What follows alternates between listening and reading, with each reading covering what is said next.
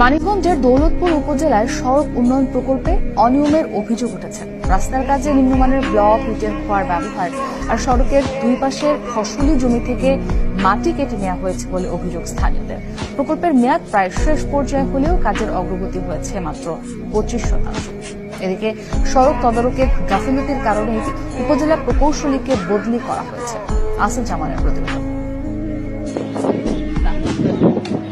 হাতের সামান্য চাপেই ভেঙে যাচ্ছে ব্লক। নিম্নের এই ব্লক দিয়েই করা হচ্ছে সড়কের স্লোপ। নিম্নমানের এই কাজ নিয়ে উদ্বিগ্ন স্থানীয় বাসিন্দারা। রাস্তার জন্য যে ব্লক তৈরি করা হয়েছে এই ব্লকটা সম্পূর্ণভাবে অনেকটা দুর্নীতি হয়েছে। হাত দিলেই ভেঙে যায়, টিভি দিলেই ভেঙে যায়। মানিকগঞ্জের দৌলতপুর উপজেলার 4 ইউনিয়নের লক্ষাধিক বাসিন্দার যাতায়াতের সুবিধায় গেল বছরের ডিসেম্বরে শুরু হয় বাচামারা বাজার থেকে আমতলী পর্যন্ত 2.5 কিলোমিটার সড়কের নির্মাণ কাজ। প্রায় 6 কোটি 61 লাখ টাকার এই প্রকল্পে কাজ পায় যশোরের ঠিকাদারি প্রতিষ্ঠান আইসিএল প্রাইভেট লিমিটেড।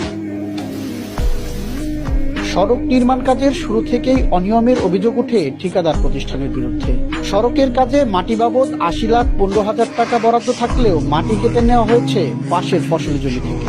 স্লোপের ব্লকে ব্যবহার করা হয়েছে নিম্নমানের উপকরণ।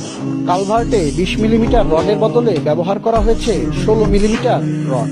এছাড়া সড়কে ফেলা হয়েছে নিম্নমানের খোয়া। এমন অটকারী 2টি কলেজ, 5টি মাধ্যমিক বিদ্যালয়, 15টি প্রাথমিক বিদ্যালয়ের শিক্ষার্থী সহ স্থানীয় বাসিন্দারা।